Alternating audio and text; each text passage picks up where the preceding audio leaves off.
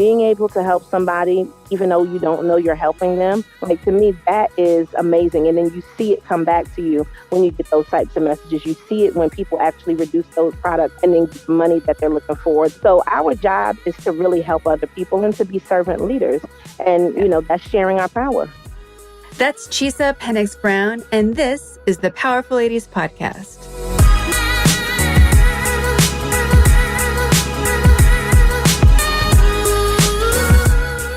Hey guys, I'm your host, Cara Duffy, and this is the Powerful Ladies Podcast, where I invite my favorite humans, the awesome, the up to something, and the extraordinary to come and share their story. I hope that you'll be left entertained, inspired, and moved to take action towards living your most powerful life. Chisa Pennix-Brown is the founder of the business education and business consulting group, Lady Business, the Black Business Group, and the executive director of Real Glow Getters. On this episode, we discuss the common business mistakes people are making and how to stop and fix them. We also discuss how she started her business and why it matters for your success to show up and show out. All that and so much more coming up, but first. If you're interested in discovering what possibilities and businesses are available for you to create and to live your most fulfilling life, please visit thepowerfulladies.com/coaching and sign up for a free coaching consultation with me. There is no reason to wait another day to not be living your best life, when you instead could be running at full speed towards your wildest dreams today.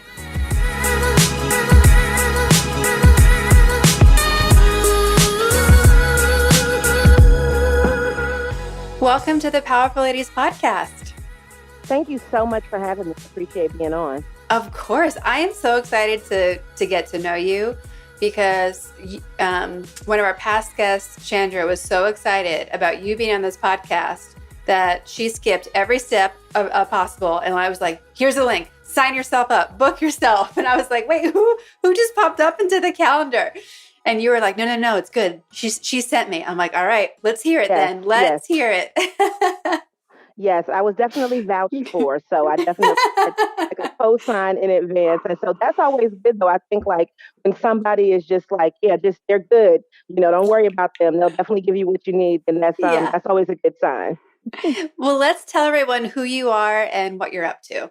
All right. So I'm Chisa Pennix-Brown, and my company is Lady Business. I'm based in North Carolina. I am from New York. So one of the things, and people always laugh, my husband calls me a new Carolinian. So I definitely have like all of the New York swagger and attitude, right? And you also have the nice, sweet, like slight Southern belle kind of thing going on. So you get that combination of things, which is, to me, a good combination. So I help people with their marketing and branding so that they can show up and show out online. And, my biggest thing is really for people to just kind of be confident in what they do. So whether it's starting a business or raising a family or being at a job, to just make sure that you shine through with the things that you do. And you just said something I think is really great, to show up and show out. What does that mean? Well, this is the thing.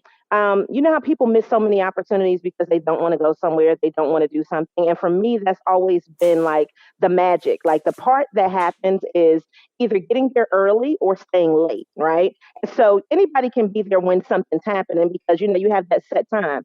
But if you get there a little early, you'd be amazed at who you can meet, especially like if you were to, be helpful to somebody.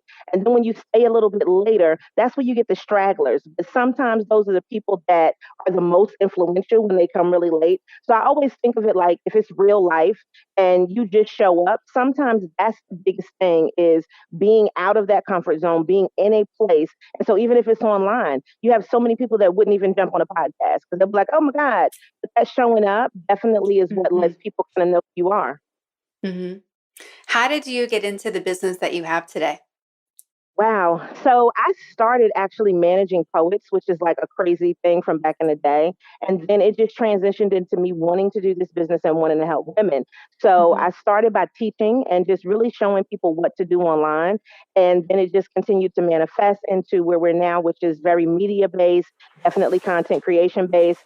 So it gives like a combination of things, but all of it still circles around confidence, education, and just empowering people to, for my biggest thing is for people to start a business, whether it's a side hustle, however you consider it, something else that's going to make money. So that's the big thing is I don't know what your it is, and everybody has a it, something that's really like Hmm. transcendent. Whatever that it is, let's monetize that it.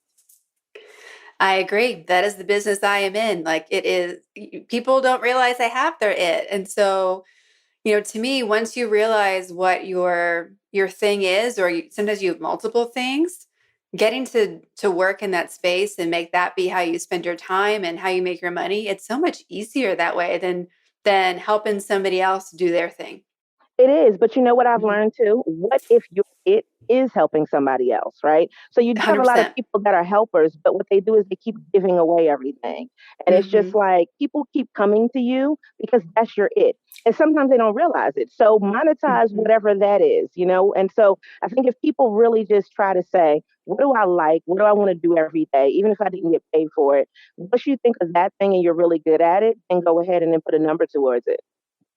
Well, and I think it's so smart to be thinking about things that way because, in the old model or the still existing corporate model of you hire someone to do one task, that person is always limited to having a salary cap. And then they're also limited to only working with one person or one business doing their thing. And as an employer, you usually want people who can do a lot of different things. So I love that things are flipping into this contractor model Yep. where you're hiring people out because if you're great at, putting together a database, like if you could do that for a bunch of people and that's how you start to grow your income and expand and get your financial freedom, why do the other companies care that you're working for somebody else when you can be committed to doing it perfect for each of them and then get to expand yourself, your brain, your your money. I'm excited to see where this shift is happening because it seems so silly to limit people to what they can do. Definitely. Well, I think people Mhm. oftentimes, when we're looking at like what's happening now with this whole shift, companies are realizing, wow, if this person is really good at this thing, and this is what I need, let me just hire them for that, and Mhm. let's see what else they have. And what it's doing is it's making sure that this way they don't have to pay insurance, right? Because if Yep. you're a contract, they don't have to worry about that.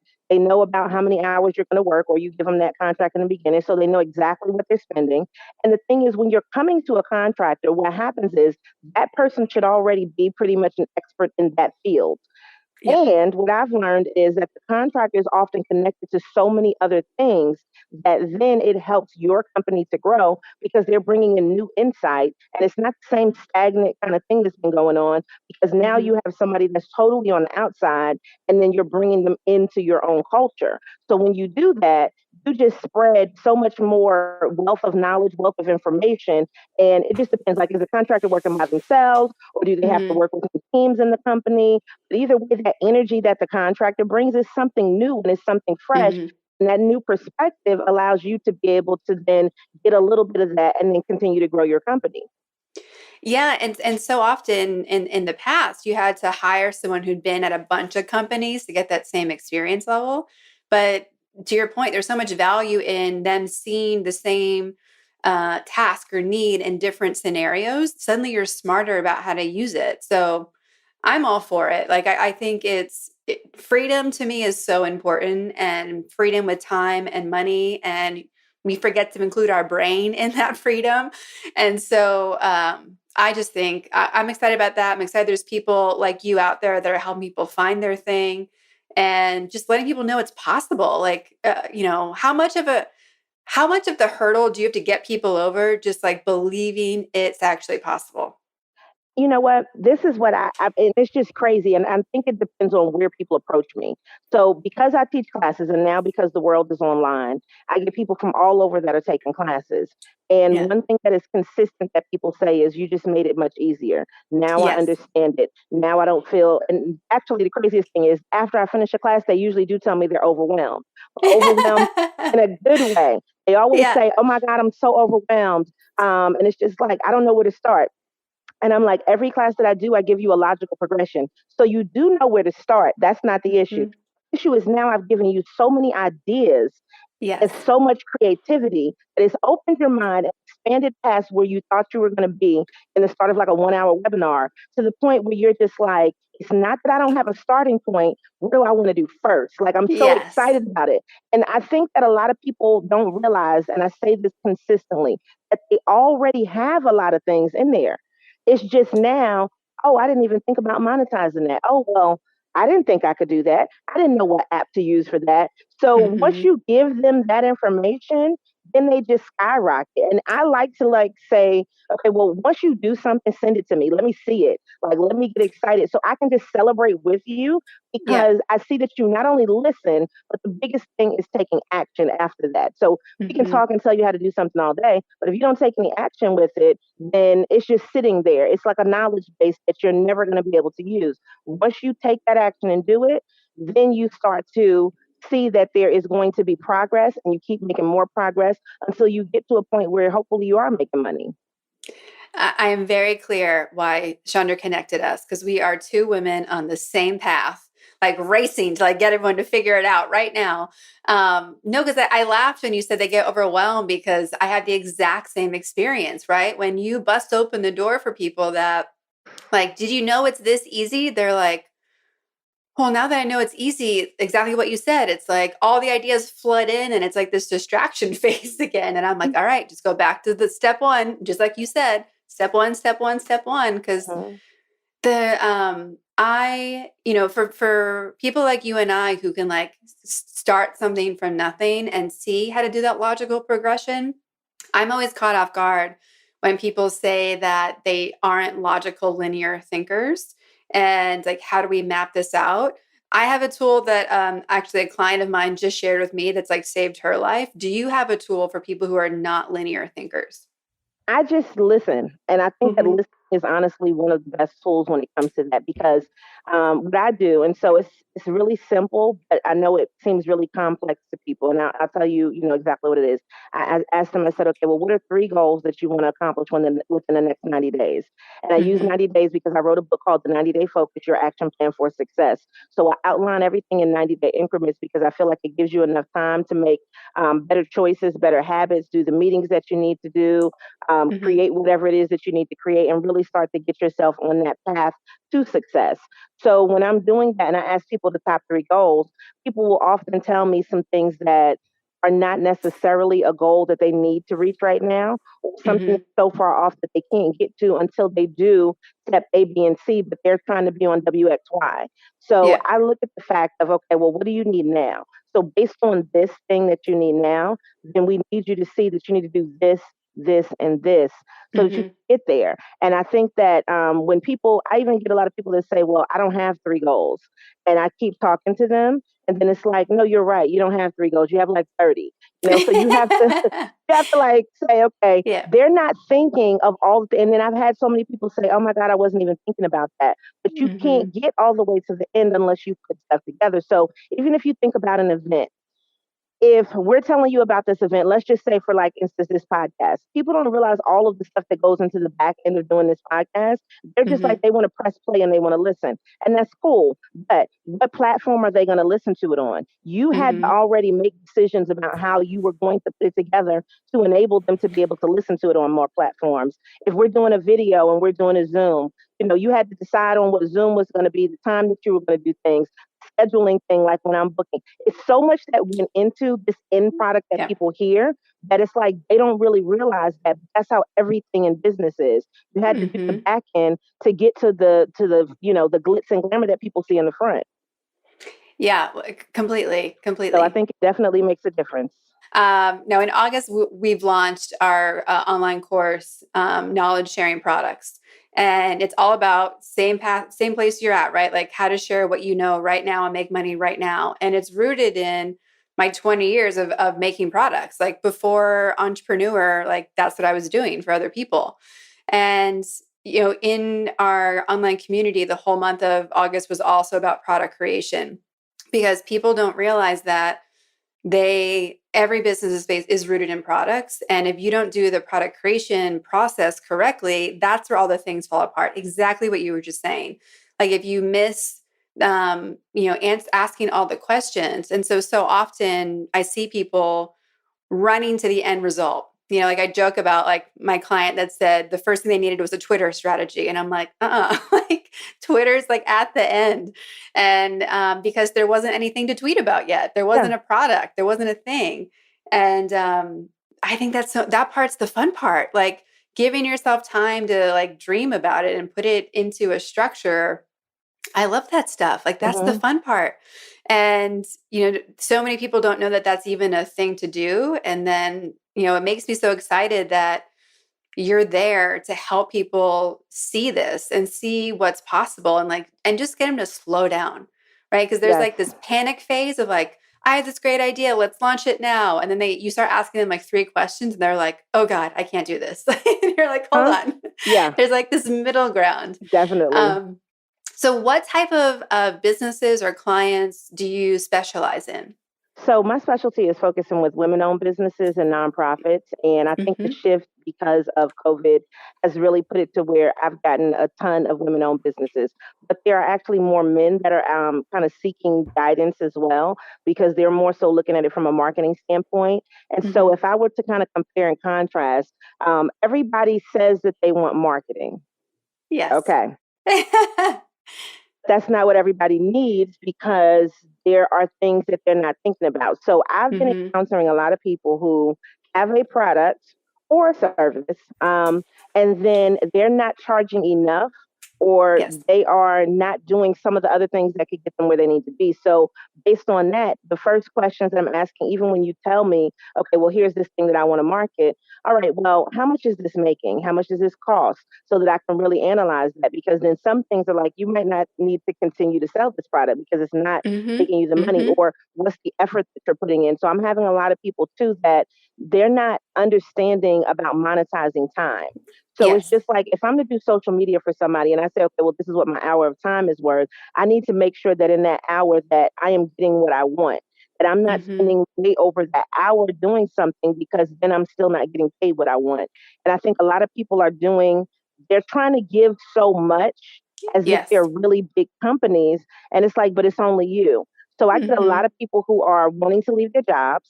I get a lot of people who started something like at the end of last year or the beginning of this year. And now everybody is like marketing, marketing, marketing. But your behind the scenes, your foundation is not necessarily where it needs to be. So Yes. in order for that to, do what it needs to do, that means we have to really strategically look at what's going on in the background and then go ahead and start releasing some products. But I have a lot of people who they had products and they were kind of just sitting there. So it's Hmm. like, well, now we need to make that a major focus. And once you start to put that plan together and then they can kind of see how it's working incrementally, and they really, really enjoy it because they're like, well, I wasn't selling really anything. Oh Yeah. gosh, well, I got more sales. And it's just like you had to just tweak some Hmm. stuff. Yeah. No, love it. Love it. I'm 100% in support of like, let's see if you even need marketing first. Mhm. Hmm. Well, I was going to ask about you starting in representing poetry because Oh, it sounds fascinating. oh, it was. That was so long ago now. It feels like that was like, and it really was. It's like almost 20 years ago. So it's like when you say things and you put like circa this year on it, and then you realize Yeah. that the 90s were not 10 years ago, it's kind of like, wow, you're way older than you thought you were. But the biggest thing that I have to say about that is it taught me how to work with people with different personalities. It Hmm. taught me that I am very autonomous in my role in my thinking. Definitely taught me that setting a price is something that is a valuable tool and Hmm. that people deserve to be compensated. And so when I was doing it in this particular area, no one was trying to pay poets, like Yeah. they wanted you to come and be filler the same way as they would pay a singer or, Hmm. a musician, but they didn't want to pay them. And I'm just like, but this is a skill, this is an art set. So Hmm. it enabled me to be able to get them on TV, in different clubs, travel to different things in the states, out of state. It was really good at that time frame. But I think that what happens is people then are either going to be on one end of the spectrum or the other, which is going to be that really artistic side, and they just Hmm. make art, or they're just like, I see this where this could be a business and this can make money. And so Yeah. that's exactly what happened, where we had two factions of a group that was about 10 people, and half went to the, I just want to be creative, and then the other half went to the, no, I want to make money with this. I recognize my skill, my talent, and I should get the money. And so I went with the people that should get the money. Now, the Yeah. people that went with the crafty side of things, they're not even doing anything anymore. Everybody that went with the money side is still making money now. They've just transitioned it into other things. So, like, some of them have transitioned into being professors at colleges. Mm-hmm. You're still Mm-hmm. essentially doing what you were doing, but now you just said, okay, well, how else can I get money from this thing? Not to say that Yeah. you can't perform, but it's a really interesting thing. And now to see it 20 years later, it is a difference between a person that wants to have a hobby and just loves it and just, as opposed to a person who wants to make money with it. And it's nothing wrong Mm-hmm. with either of them. It's just I prefer to be on the side of the one that makes the money. Well, why wouldn't you want to be, right? Like, that's what Right? baffles me. Yes. Two of my specialties are women-owned businesses and creative entrepreneurs, Okay. because I'm good at creating the space for you to like do your thing, which it sounds like that's what you do, right? Mm-hmm. You do you, but here's the rules we have to follow so that you can do that and you can monetize it. Mm-hmm. And I just want people to know that I just want to be creative, to me, is a responsibility cop out. It's letting down this gift that you've been given, and Yes. and letting down everyone else in the world who could benefit from your gift. And I'm like, what? Like, that tells me we have to have a conversation about like what business means, because business is not this enemy. It is Mm-hmm. not the enemy of being creative. It is an opportunity for people who want to be creative. How do you handle those situations when you see people with these talents and you see what's possible, and they're like, no, I don't know. I don't want to sell out. Okay, and I love that question, and nobody's ever asked me that. So that's like that's probably one of my favorite questions ever. Um, you ask people, or no, you try to help them. Let me just say that. You try once, you try Mhm. twice, and then by the third time, if they don't listen, you let it go. Because I have had a situation exactly like that, where this is the issue. You want to help so much because you know your ability to help. You Mhm. see where the person could be, you Yeah. see what future they could have, and they tell you they do want the things that come along with being successful, but their actions don't show you that. And Mhm. how many more times are you willing to go in and continue to invest your time, and a person sounds excited and a person says they want to do things, but those actions don't match up? So once you see it and you tried to help, by the time you get to the third time, leave it alone, because that person either really doesn't want to do it, or they just don't want to do it in your timing. And that's fine. So let it go and then just see. And then you'll either see if the person was serious that within a year, they'll actually listen to some of the things that you said, or Mhm. they'll just still continue to do exactly what they've been doing and not make any money with it. So it's not up to you to make a person do things. And even if a person is paying you, unless they're paying you to do things, that's different, right? Because then you know that Mhm. it'll be accomplished. But if they're paying you for the advice, for the counseling, for the coaching, and then they're still not doing it, I would just have to let that person go after three times, because we're not getting anywhere. And Yeah. that is not your fault as a coach, as a counselor. That is the person's fault for not taking action. And what I've learned is people will always, and I don't think it's a reason, it is excuses. They will Yep. always make excuses for, unless now that you said I could do it, some shit that they didn't do. No, for real.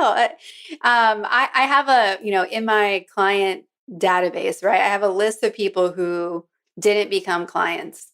And I had to move that list to a view I don't look at when I'm doing my client, like, because I have in my CEO time, I go through my clients, where are they at? What do we need?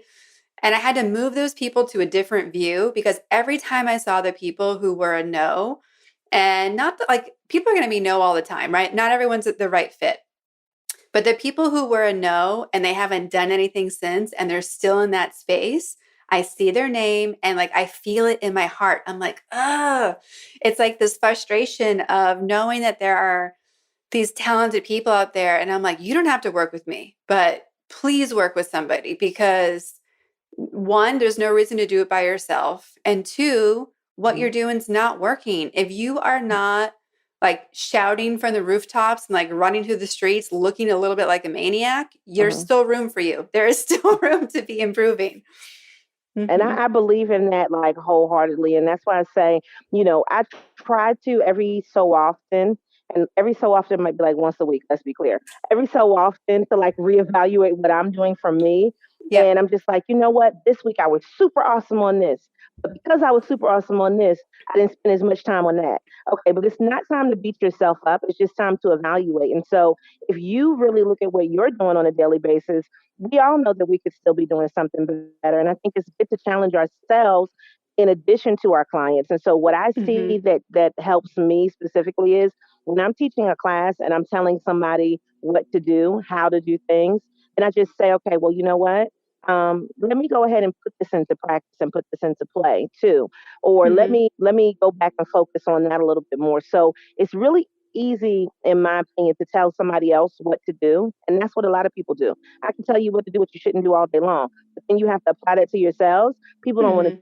So that looking in the mirror, like you can dish it out.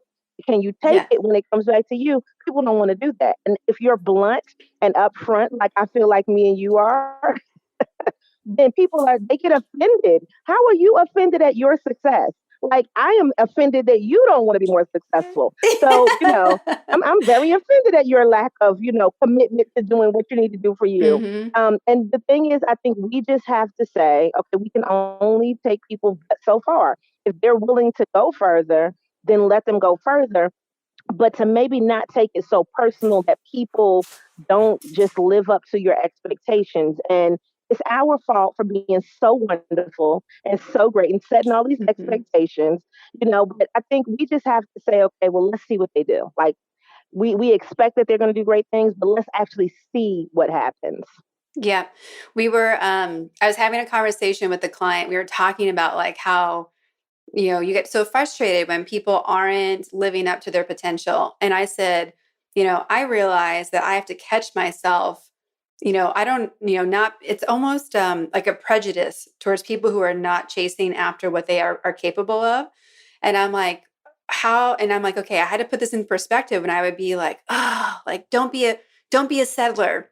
Hmm. And I was like, what is that? What is that coming from? And I realize in the moment that some of us are moving at like lightning speed and you can see it and you can feel it and it's causing, shockwaves outwards.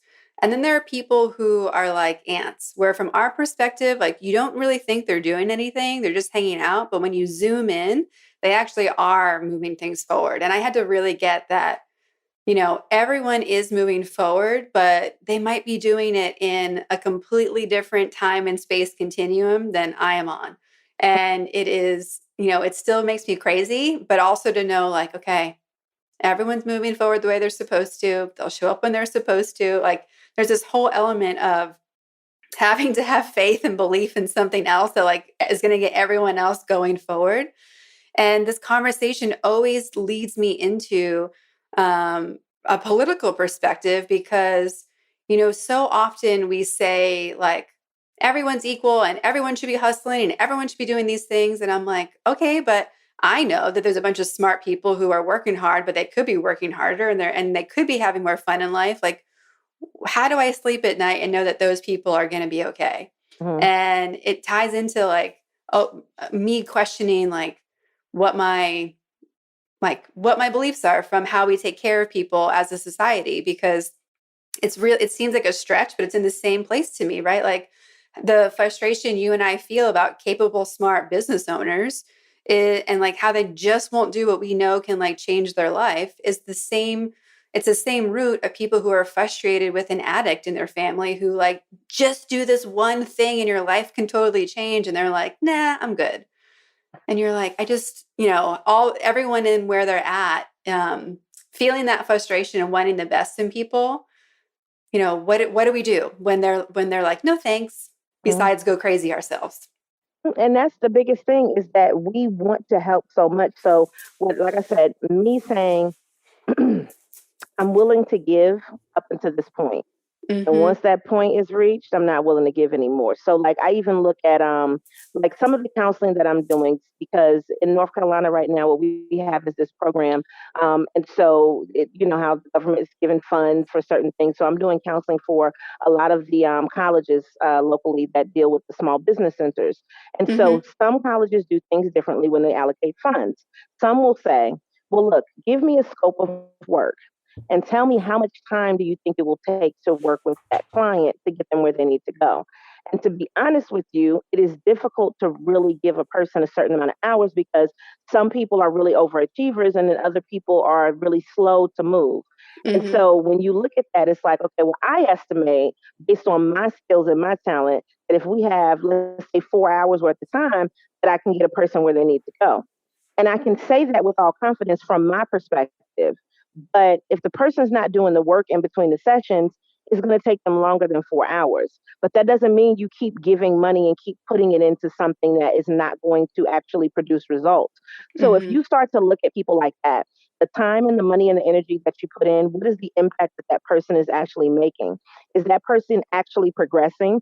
Or are they just spending your money and spending your time? Which is why, Mm-hmm. like, if I were to liken it to something else, like let's say children going to college, some Mm-hmm. people don't need to go to college.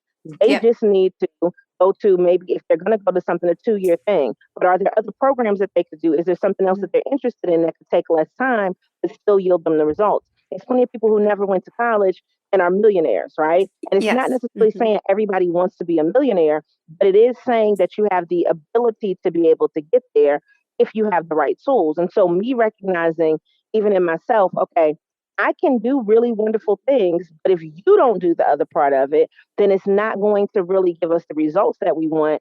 I think that you need to look at the relationships that you have and say, well, how much time and money and energy am I really willing to invest in this? Am I getting the results that I want? And if you Mm-hmm. start to say, no, I'm not, then you need to pull back. You know, I think Yeah. allocating that and realizing how important time is, like, if nothing else, this time right now should show you how important every day is. Yeah. So don't waste a day. And I'm not saying don't relax, don't take time off, but I'm saying don't waste a day. If you had an idea or a thought and it took you 20 minutes to do it, and that's all you did for that day, at least you did something. But don't take the Mm-hmm. whole day and I'm just not going to do anything all day. No, do something every day to get you closer to the goal that you want to reach. And most of the things that we need to take action on, they don't take that long.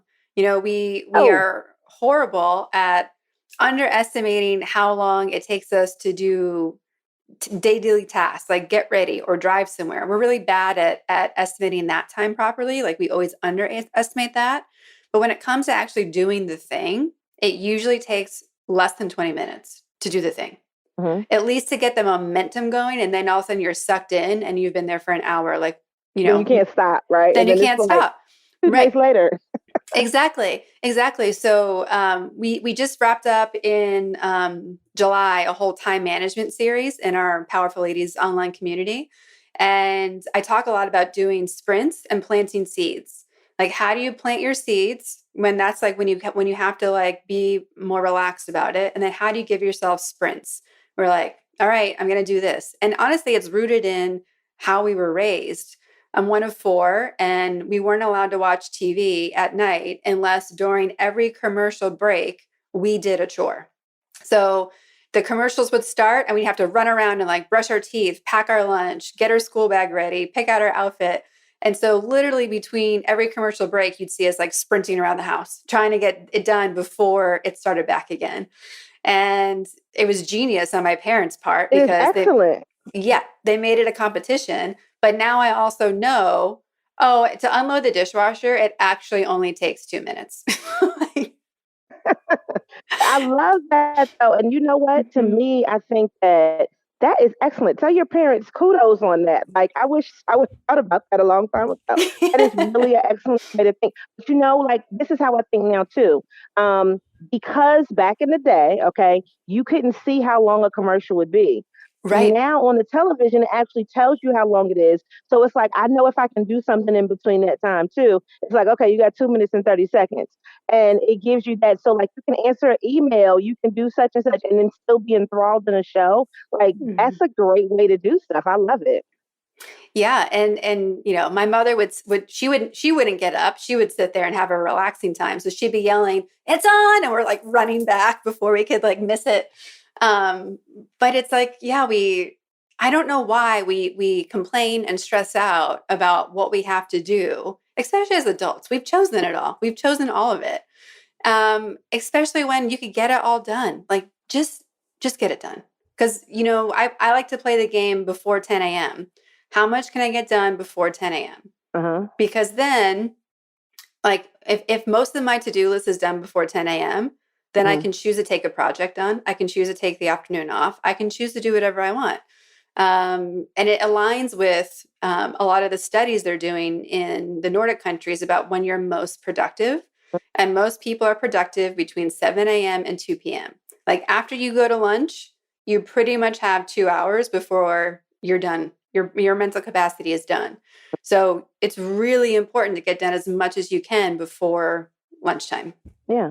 I think people need to have some type of structure. And like Hmm. throughout this time, I've been talking to a lot of people that's just like, look, I've been sleeping so late. I don't know. I wake up and then next thing I know, it's 2 or 3 o'clock in the afternoon. And I'm just like, I can't possibly live like that. I can do Mm-mm. it once a week or so, like if it's a down day or something. But I mean, what I started doing specifically during this time was doing a thing called Chisa's Corona content. So every day at 11, I would go ahead and get up. And that was the motivation that I needed to have a time every day Hmm. that I would get up and put on clothes, and then I would, put a little face on and look halfway decent for the camera because it was Hmm. like if you were at home and you didn't have anywhere to be, it's very easy to get into the cycle of doing nothing. And if you're running a business, you still have to realize that other things still run on that 8 to 5 time frame, 8, 9, just depending on whatever it is. So there are still things that you need to do within those constraints. So if you said that, then well, what else do you have to do? And so, like for me, if I'm teaching classes, they're in the evening, they're in the daytime, it's all different times. Time is like my friend. It keeps me structured and it keeps me. I even schedule time for naps. So I'm Yeah. just like, okay, well, I have a good hour and a half here. Let's go ahead and hit this nap off. Hey, nap, how are you? Right?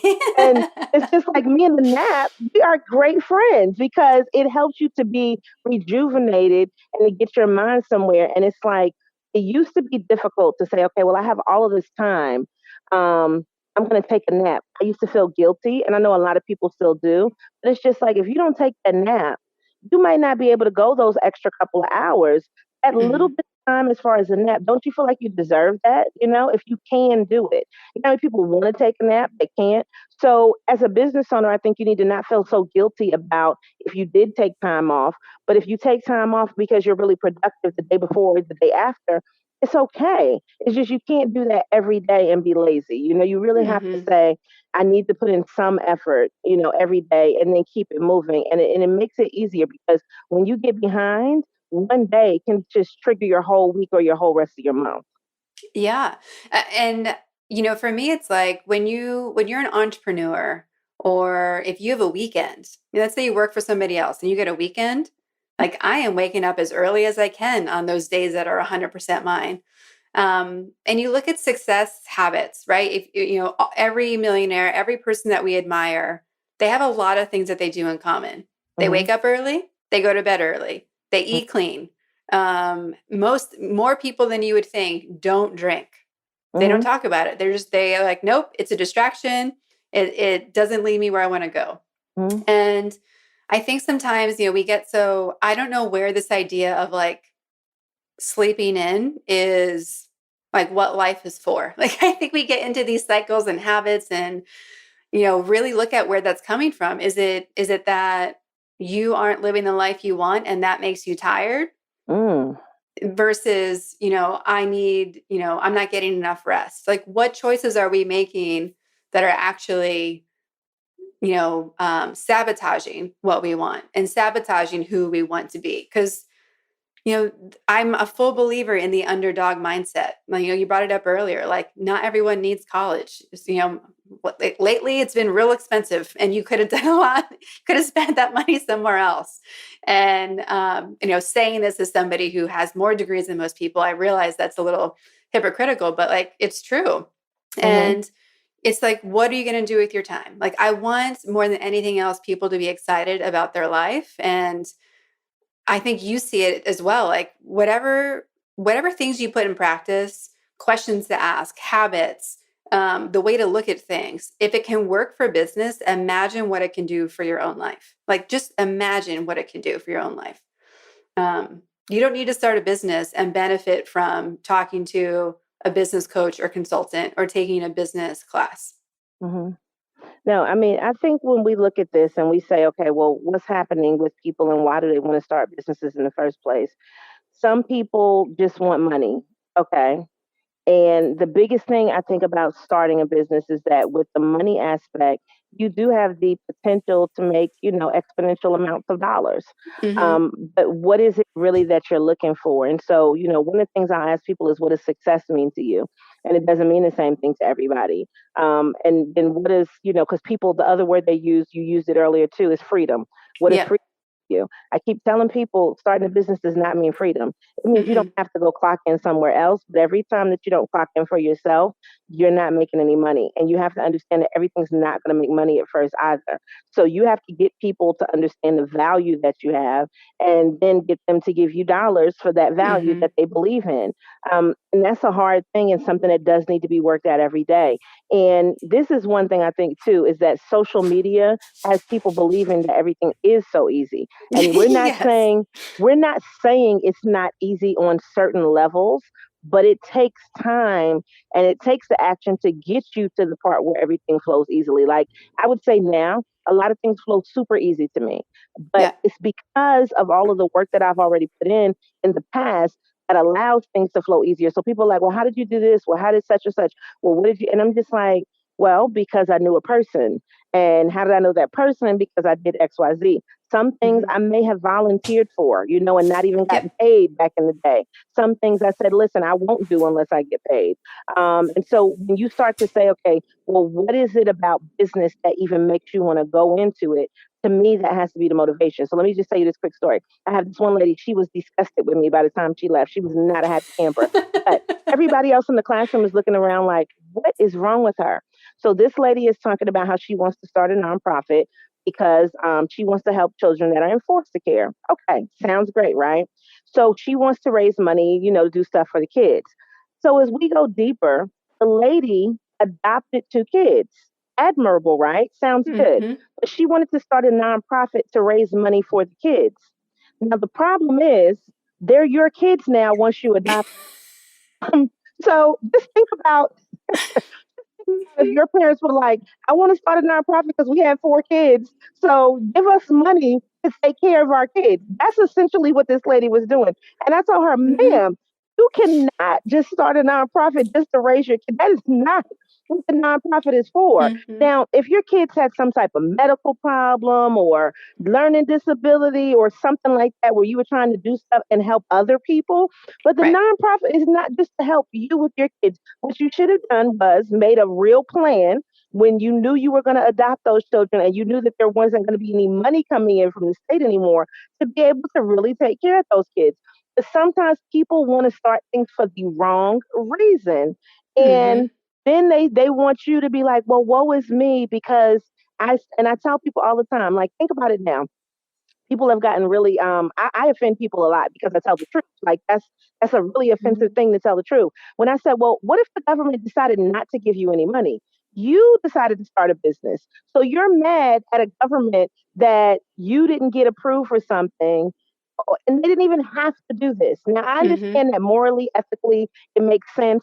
Surviving, keeping people alive, all of that makes sense. But if they never did it, you started this business and you need to continue to think of a way to make money. So, if you worked for a job and they had you on as an employee, they could choose to let you go too. They don't have to Mm-hmm. keep you on. Think about some of the systems that we have that are built in. They're built in kind of like safety nets, like insurance. But Mm-hmm. what if they didn't exist at all? So if they didn't exist and you decided to start this business, you don't have anything to fall back on other than your own work, other than your own sweat and tears. And I'm really big on personal responsibility. Mm-hmm. If something's not working, fix it. Get rid of it. Start over. Do something new. Change your market. And I think we need to analyze like and I don't want to use this word because it's thrown around so much, but our kind of privilege Once we Hmm. say we start a business, for us to just think that people are just supposed to flock to us because we got a domain name or because we have Right. some business cards. No, show me the value. Let me feel like I can spend with you and I should spend with you. And let me see that you know what you're talking about. And now the floodgates are open. People just, I think, have a real sense of entitlement once they start businesses to think that people should just spend with them. But you have to give me something that makes Hmm. me feel like I'm connected to you. No, I totally agree. It makes me think of the analogy I use a lot about business, which is dating. Mm-hmm. And because, just because you show up, looking smoking hot somewhere does not mean you walk out with a husband. Like that's not how it works. And so what do you have to do? Like what do you have to do to get people to, what does that look like? There's an entire courting relationship that happens. Like you have to court your customers. They want to know they can trust you. They want to know you're not crazy. They want to know that who you are, what you say you are. They want to know that that this is actually going to work. And there's so many things that people want to know before they give you their money. And sometimes that process happens faster than other situations, but just because you build it doesn't mean anyone's going to come. And, going back to what we were talking about earlier about like the marketing piece, most of the time you don't need marketing because you only need like 20 people to make your business work. If as a coach or a consultant, I don't need a million customers. I couldn't handle a million customers. So, I didn't have a website when I launched. I've never had social media for my coaching business. It's all been me picking up the phone or emailing people to like move it forward. Mm-hmm. I mean, granted, there was more behind it than that, but so much of it is just like you just need to get up and do it. Like just like dating, you got to get up when you're allowed to. You got to go to the bar or go to these events or go to a dinner party. Like you have to go out and meet people. And it's the phrase you said that caught my attention at the beginning, right? Wow. Show up and show out. Like Mm-hmm. that's what it is. Like you got to show up and show out, and you can't do that hiding behind a computer. You can't do it hiding behind Instagram. Like most of the time, Instagram equals zero ROI, zero. Mm-hmm. So, quit telling me that we need a social media strategy is going to save your business. Oh, I mean, but I'm encountering, I would say that, like based on what we're talking about, I think that part of the issue is people not realizing what they actually need. And so your yeah. actual needs are an important thing. And then people being honest about what amount of work they're actually really willing to put in, Yes. because that's part of it. And then a lot of it results in the follow up as well.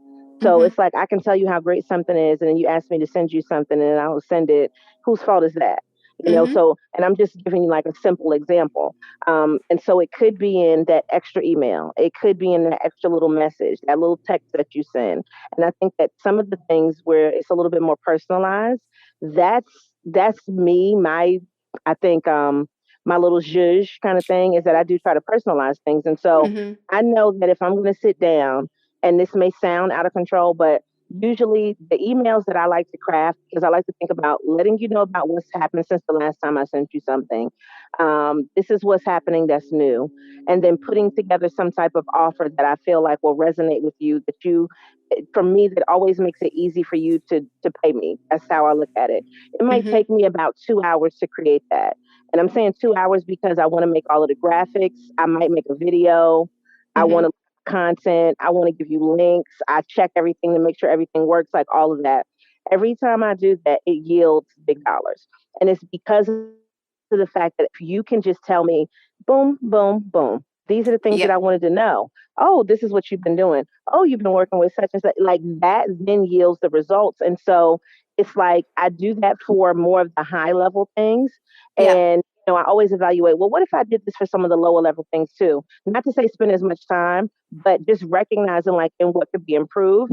To me, that's where a lot of the part that you're missing is in that communication. And so if yours is, and I tell people all the time, sending individual messages to people, it could be the same message, but a copy paste, right? Mm-hmm. Oh my God, you sent that. You'd be surprised at how that turns into dollars very quickly. And I've had people that don't even need my services just send me money, like just send stuff in a app, just send, and Yeah. I'm just like, they're just like, oh, I just saw what you were doing. It was so wonderful. And they just send money. And I'm like, yes, send money, send it. But people, if they see you working and they see what you're doing and they see that you're really about what you say you're about, Mm-hmm. it resonates with them in a way that makes them want to part with their dollars. And so my goal is I need you to part with your dollars. Like, I mean, and Mm-hmm. if that right now is not monetary as far as a cash thing, but it's as far as engagement with people listening or watching or sharing something, it leads to that because then that shows the influence that you have. So I think that the personalization probably needs to come back a little bit more because you actually have more time. So how about we do that? Like Yeah. I Yeah. try to look at that part of it.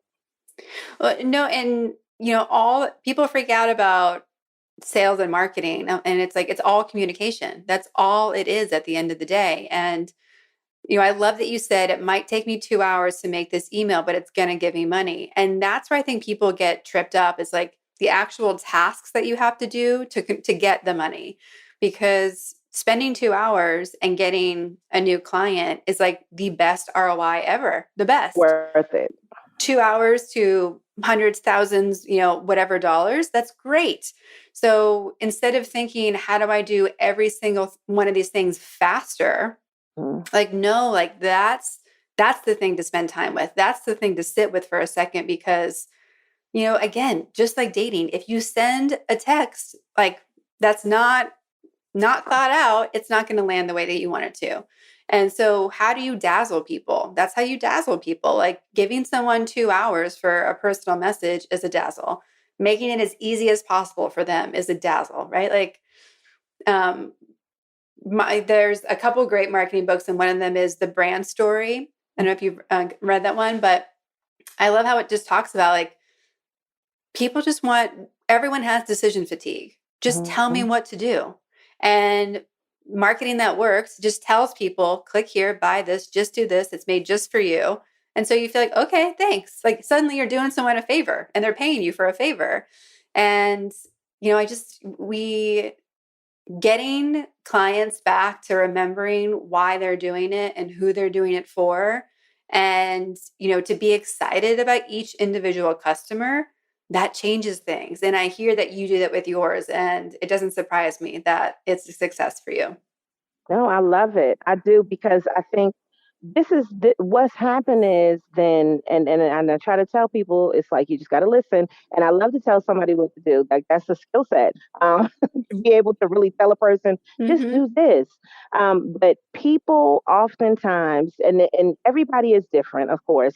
But I think that if you say, "Well, this is all you need to do," it's like a magic. Well, that's all I need to do. Oh my goodness! And look, Yeah. that's all you need to do. Maybe 10 steps, okay?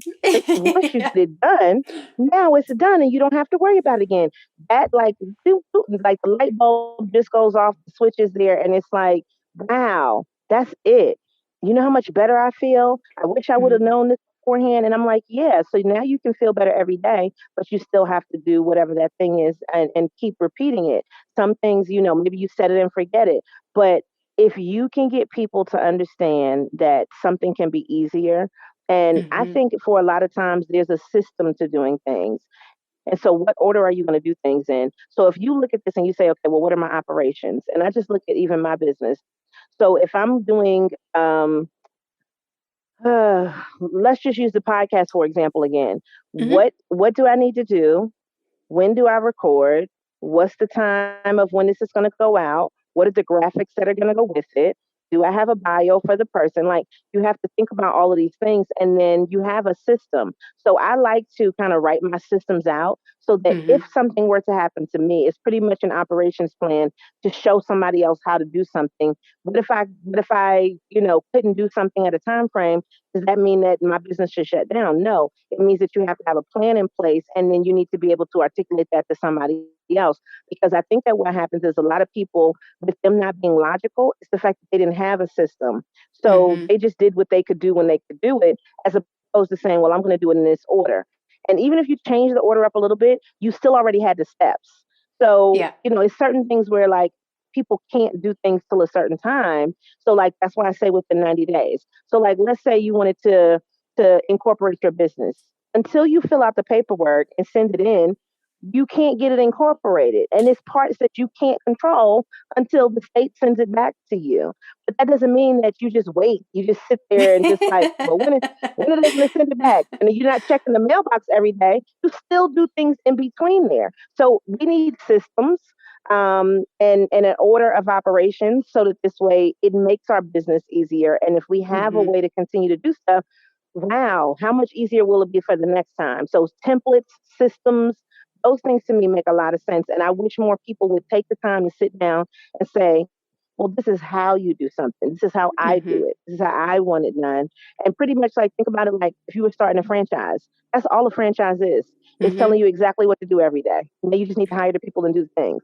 But we need to kind of look at our businesses as if, and even if you don't plan on doing it, if you were to franchise what you're doing, you would have everything written down. You would know the systems and it would make it easier for you to market. Well, it would, it's, to me, it's everything. Like an SOP or a checklist is everything. And I think people who are not operationally oriented, it's just a checklist, Hmm. just a checklist. And, but to me, you can't delegate, you can't Hmm. automate, you can't franchise, you can't elevate yourself out of doing all of the work Hmm. if you don't have a system. Because otherwise, like you can't guarantee quality is going to happen or your consistency is going to happen. It all goes out the window. And people have a lot more systems than we think we do. We've just never taken the time to write it down. And Never. so I appreciate so much that like you're sharing with people about that, because you literally can't even hire an intern if you haven't made a basic level checklist of what you need done. And the thing I keep shouting from the rooftops lately is if a single member business the average sales is under $45,000 a year, but yet a 4-person team, whatever that team looks like, contractors, employees, the average annual sales is over 400,000. Like you need a system because you need a team, because that's how you can 10x what you're doing. And I just like, that's one of those easy things. That's three things, three things you can do to make $400,000. Like, please do it. Please stop giving you and I stress. Yeah, Please. no, what I have learned, even with working with my own clients, is that miscommunication is often really where you don't, because you didn't have a system. So even if you take Yes. into consideration, whew, I'm going to say this, and I know this is probably going to burn somebody up, but if you have a meeting, I need a whole agenda. Like hmm those go all over the place, talk about everything. Your kids, I do not care about your children. Okay. Are your children working? Are they a part of this? People want to bring in their vacations and then they want to tell you why they couldn't do something and it didn't get done because they were doing, did it get done? Like, I don't need to know hmm all of the rest of that. So for me, when it's a business thing, I think that sometimes people pull in too much personal. And it's just like, that's too much. We don't need to know all of the rest of that. So if you are doing that and you're listening to the sound of my voice, please stop doing that. Go in with some type of agenda. And I even mean it for yourself. Like every hmm week, I have an agenda of what I'm supposed to do. So every day, there's an agenda of what I'm supposed to do. It makes it easier for you to make changes if you need to, but then also to delegate to yourself. Like if you hmm know you didn't do something the day before, okay, we need to get this done this week. And so I always tell people I'm one of those anxiety driven people, and it's self induced. Like I need to get this done. And hmm nobody else knows that you need to get this done except for hmm you. And it's because you gave yourself a time to do it and then you got to get it done. And so for me, it's just like I look at every month, there's certain things that need to be done. But this is what I want people to take away too. When you start to look at your business and do your scheduling and do things, you have got to be proactive because there are things that are going to happen that you could be a part of. So when you look at your marketing, so for instance, this is August. August is National Black Business Month. Most hmm everything that I'm gonna do this month is going to have some type of focus that's on that. Now, this is the thing. I was already going to be black because that was me. Okay, it was already going to be August and I was already going to have a black owned business, right? But there are things that align with that, that if hmm you know that and you have the foresight, you can then put into place so that Yeah. people pay more attention. And so people need to like really be proactive in what is happening and then what are people thinking. So, right now, it's kind of go back to school season. Mm-hmm. We're talking about, okay, it's getting ready to be Labor Day. Some people aren't taking vacation, some people are. What are those things that we need to look at going forward? And like right now, this is when we should be planning whatever we're going to sell for Christmas and for Mm-hmm. New Year's. And if you're not already thinking about next year right now, by the time that July gets here, we should already be thinking about what's going to happen next year. So focus on what you need to fix now, but also always be future oriented because there's always something new that's going to come, but you're going to have your same business. So what do you need to tell people in order to get them prepared to keep spending money with you? That to Yep. me is a big thing. Well, and we spend so much time doing yesterday's work, which is Mm, a waste of our time yes. usually, but we don't book time to do the future work. And, coming from footwear and apparel, where we would be 2 years ahead, if not longer, on some, innovation based products, when I'm working with clients and they're like, what do we do next week? I'm like, I don't know if I care about next week. We might have to skip the next 3 weeks so that we can start talking about next month. Like, it's okay in your business to have a downtime, like a blackout period, because if that's what you need to do, take that pause in whatever it is, right? Marketing or sales or whatever, to fix things so that you can do it better later. You'll never get out of the cycle. It's time and money have so many parallels in how they need to be managed and thought about. And we give away so much of our power to those two concepts when actually they're there for us to have more power. And yeah, like Yep. if you're not planning strategic time into your weeks or months for you to be figuring out what's next, you're going to get passed by. And COVID has been a great business boot camp. It has If you been. weren't already fit, if you aren't committed to getting fit, if you aren't willing to be resourceful and figure it out, you you might not exist already. Mhm. It already may have done you in. And it's really interesting to see who is determined to figure out what it takes to get through this versus who is, playing ostrich. Mm. And playing ostrich is like, it's so boring, in my opinion. Well, There's you so don't many want to have catch options. up. Yeah, you don't want to have to No. catch up. Like I think you want to be a leader in your space and your niche, in your genre. You want to Hmm. be a leader, and in order for you to do that, you need to look at the landscape and see what else is happening. But you also need to say, what do I want to happen? Hmm. And when you look at that, it's like so. Today, I just watched that Beyonce "Black is King." Oh yeah. I started And, watching that last night. well, I said I wasn't gonna watch it, but then I was like, come on, let's do it. It was peer pressure. So watched it. Let me tell you what it was amazing about that. It's not the cinematography, the video, the dancing, the outfits, all of that, but it is knowing that she had her child or her children in it, right? Hmm. When they were babies, which meant she had already been planning to do this 2 years ago, maybe 3 years ago, like whenever these kids were born, right?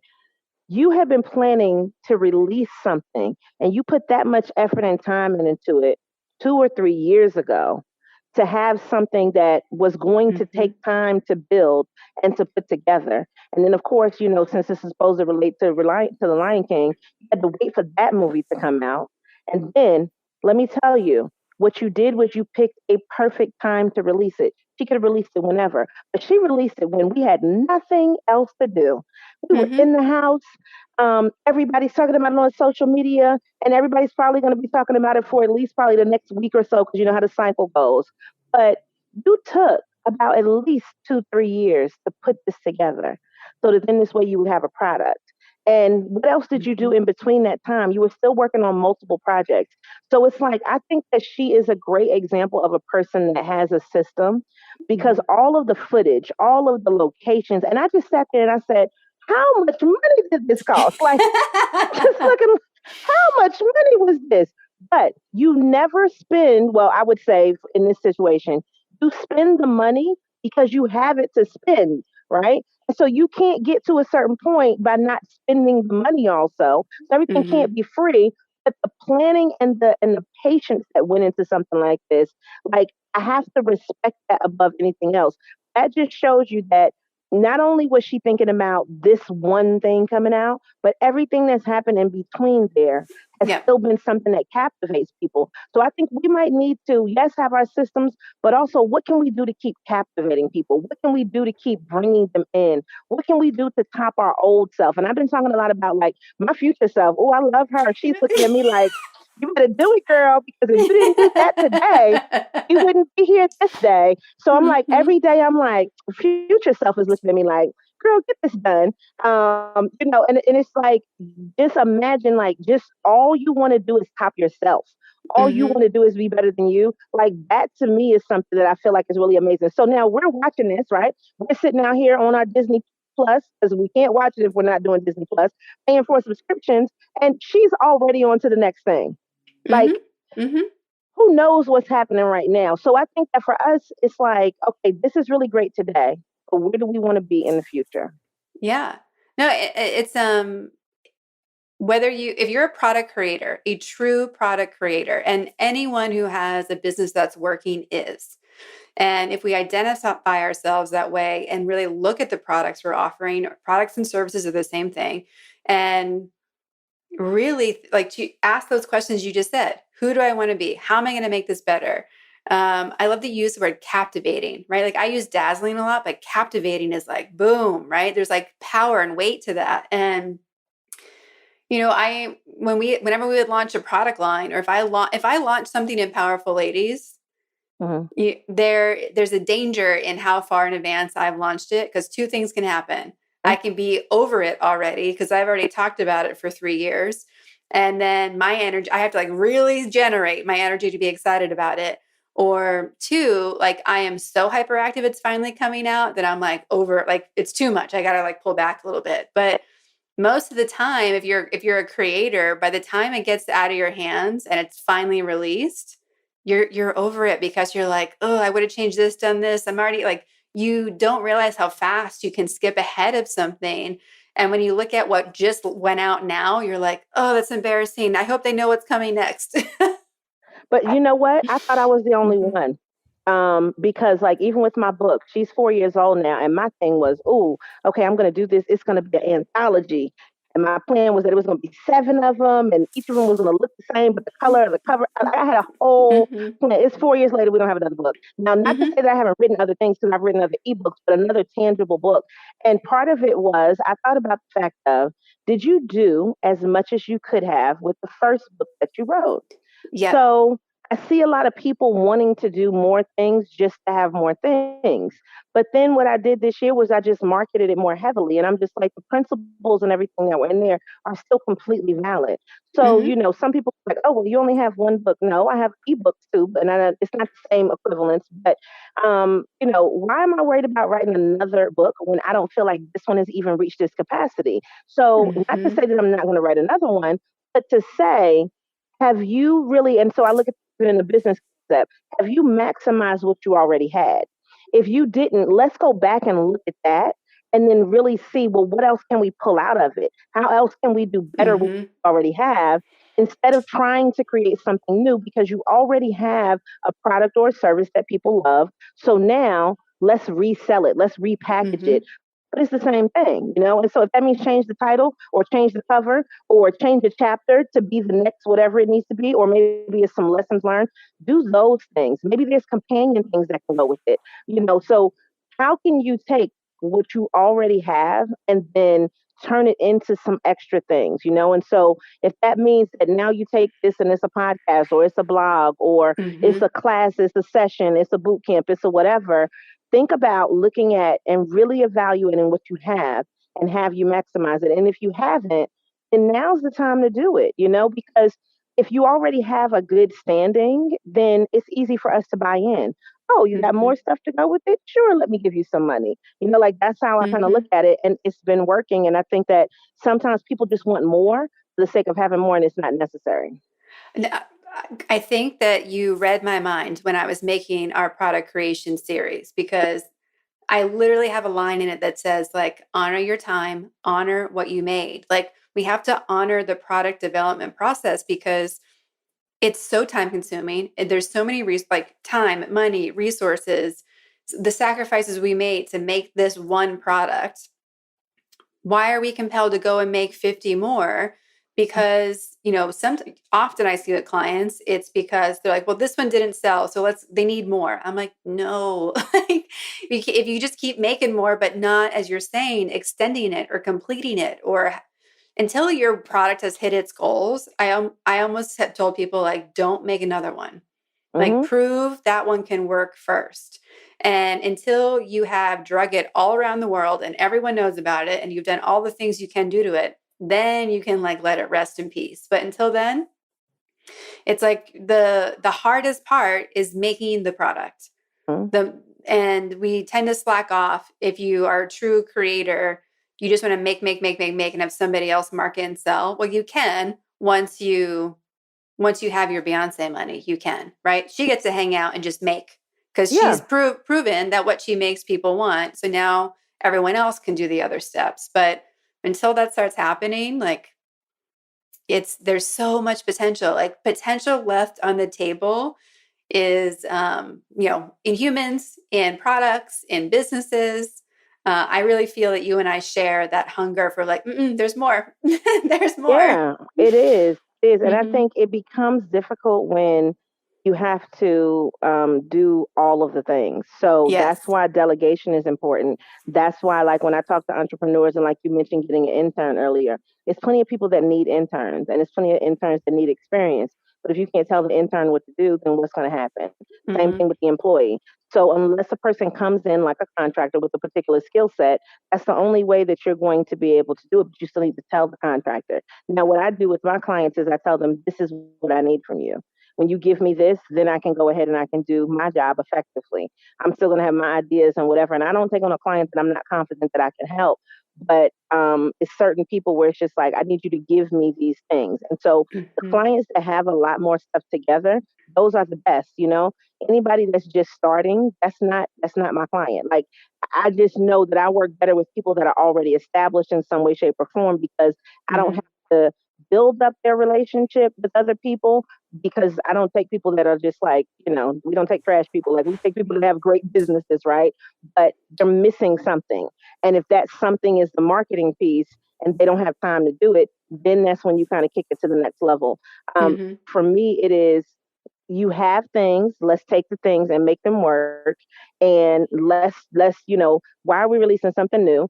Okay, but if we are, it makes sense for us to release something new, and it still goes in alignment with what you are already doing, so it's not hard Mm-hmm. for people to understand. But this is one other thing I like to think about, is if we are releasing something new, and we bundle it with something that we've already had, so that we can increase the Yeah. sales on, as far as volume, as far as what each individual sale is. And if we can do that, then to me, that's what kind of where you're maximizing it. So look at, Yeah. if you want to create something new, add it into what you already have, and then now bundle it. And you can still sell it, individually a la carte, but Mm-hmm.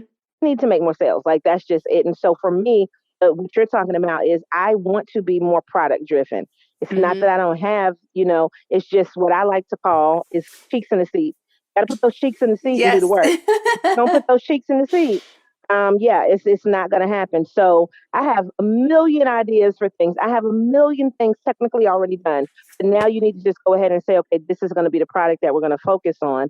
So for me, my biggest product is me just doing these classes. They love them, Mm-hmm. but not doing Mm-hmm. live and having them where they're already set up. That's the thing that makes the most amount of money. That's the Yeah. thing. But it's not to say that there aren't other products that could go along with it. So a concept like what you're saying, to me, Mm-hmm. I want to take something like that and have it be more of a subscription based model, because that Yeah. makes sense. But this is the thing, and I keep telling people, if you're going to tell people you're going to give them something, you have to have it done. Like, just Yeah. waiting and hoping, no, do the thing so it's done. And now all you need to do is market it and sell it. Mm-hmm. And then you can keep on going. But you need it done. So Yeah. getting it done is the most important thing, because now we can sell it and now we can market it. You don't have it done? When are you going Yeah. to do it? Yeah. And I'm the psychopath that declares the date we are going to launch it, because that's what's holding my feet to the fire to get it done. So I don't recommend this for most people, right? But I will declare out loud, this is coming this day. And then I'm like, shit, okay, I have to go do it. Because it gives me that external pressure. Because, even being someone who teaches these things and like I've got a lot of the check boxes, but I still need that extra push because what are you driven by? Like being competitive, keeping your commitments, all the whatever it is for you. Okay, then what's the game to get you to do it and do it right and do it fast and like get into that laser focused space. So for me, it's the social pressure definitely helps. I'm telling them. Um, Telling yeah. them, I'm telling you, I'm going to do. No, and I used to be that way, and I kind of am that way. And then I did something earlier this year, and I was like, oh, it's not done.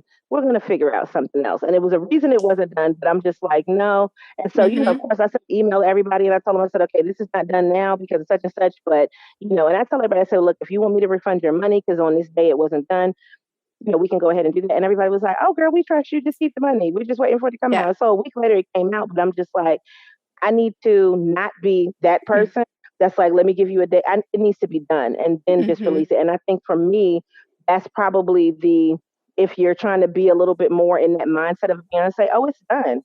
It's done. And now we Mm-hmm. can go ahead and release it. So for me, I need to have it done because that is Yep. like my kryptonite. Me telling you a date and then trying to, no, it needs to already be done. Yeah. So but people work differently and that motivation, you're motivated by the date and pushing yourself. And I'm Mm-hmm. motivated by, okay, it's actually done. Now all I Mm-hmm. need to do is sell it. So it's a good thing either way. And we're both, Mm-hmm. very pressure on ourselves driven. I don't know what word that is, but Yeah. yeah, whatever that is, yeah, we have Mm-hmm. it. We Well, have it. I would love to know what does it mean to you to be a powerful lady? What do those words mean separately and what do they mean combined? Well, to me, I think that power is an internal thing Mm-hmm. and you can turn it off or on whenever you want to. You're still powerful. So if you look at power like the light switch, right? It's connected to something that, when you turn it on, okay, it's going to illuminate everything. But when it's off, that doesn't mean that it still doesn't have the potential to illuminate everything. It's off right now. And so I look at it like myself, like I tell people when I'm on, I'm on. I'm 110% wherever I'm supposed to be. But when I'm Mm-hmm. off, I just need to be at home and I just need to kind of have that introverted moment. It doesn't mean I still don't have the power. It just means I'm not using it that way right now. So for me, I like to look at power in that manner of I'm still powerful. Everything is still there. But I'm just not giving it to you right now. And so my tagline with my business is give it to the people. When it's time to give it to the people, 110% you'll get it. But when I Yeah. don't feel like it, she's going to be in the house and you won't see her. So to me, that power is an internal thing and you control how high it goes. You control when you release it because it's not necessary to give it to people all the time. Sometimes it's too Mm-hmm. much.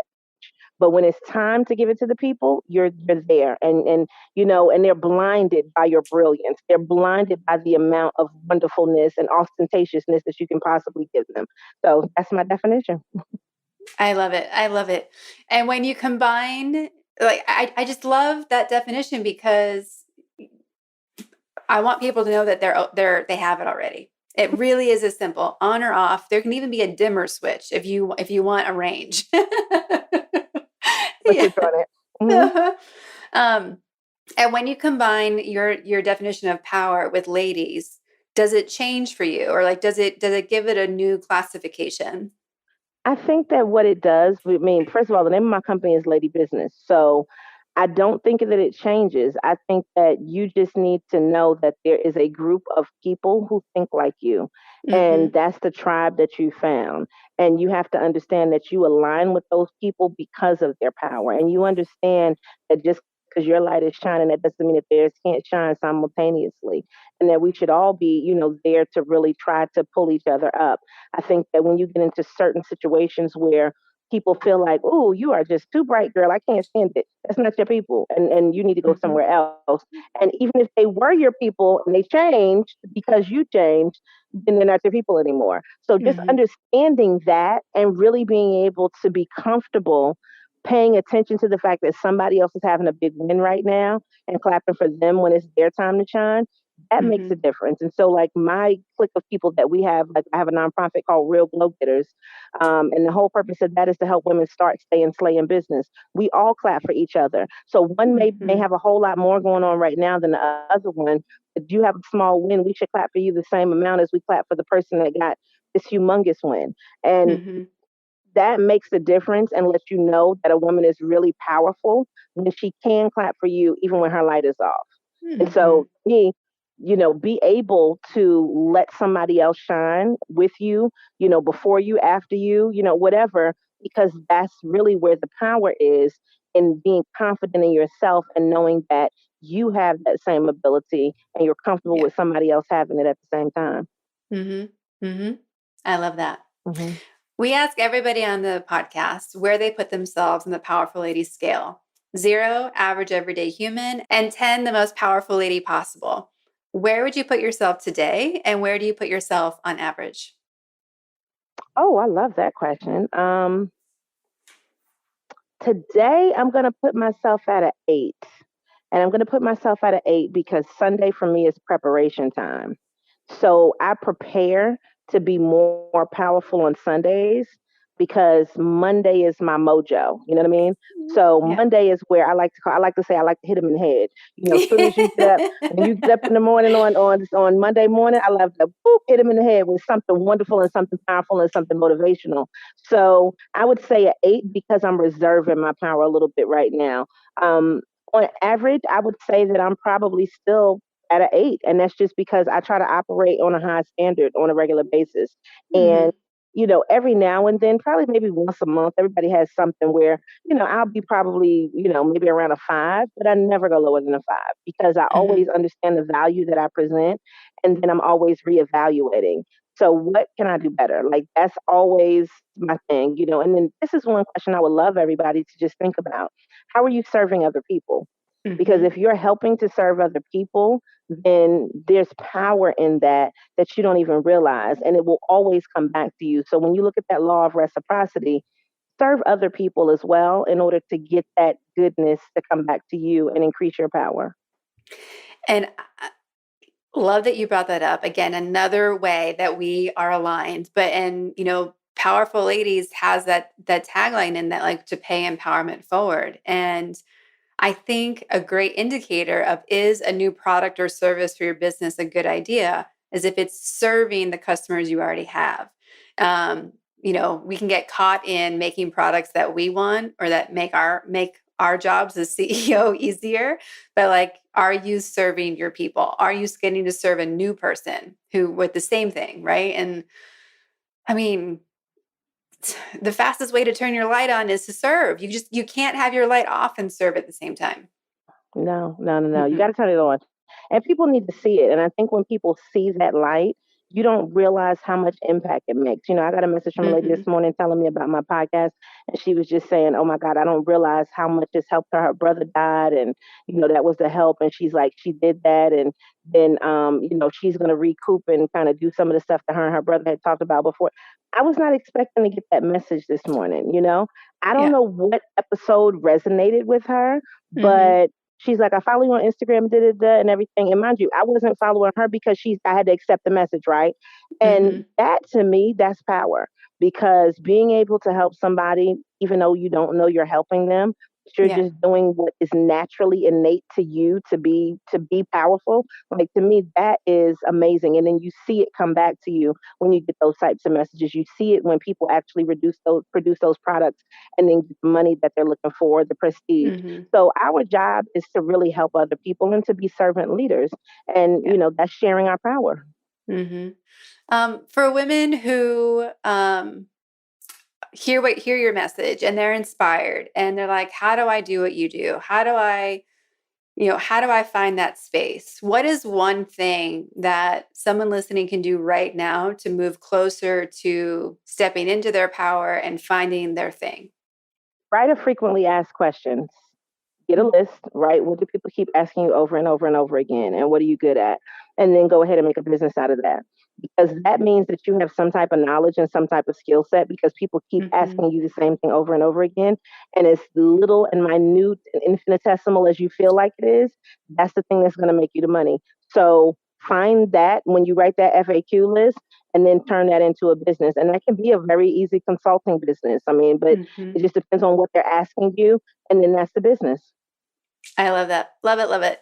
Is there anything else that you would love to share with our listeners today?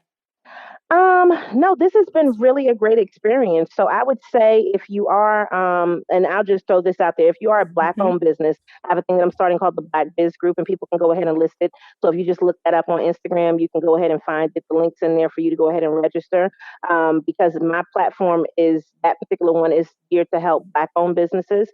But if you're a woman-owned business, then I would say if you can look up Real Glow Getters, because that's what that platform is there to do. So I try to, sometimes I do think that in order for you to be as specialized as you need to be, you need to separate out the things. Not that they both can't learn the same things, but I think that it is a difference between us women-owned businesses talking and having this space, and it is just letting everybody in. And then it's a difference when you start to break it down. So it's two different groups. So I would say if you're looking for inspiration, motivation classes, workshops, webinars, those kind of things to really improve your business acumen, I would say those would be the places for you to look. I love it. Yep. Well, it has been such a pleasure talking to you today. I love meeting a fellow kindred spirit, and I can't wait to have you on again and see how we can collaborate on some really fun things. Definitely. So thank you so much. Yes, thank you so much, Kara. All right. Thank you so much. And as I tell everybody, always show up and show out and continue to give it to the people. Love it. Yay. Thank you. Thank you.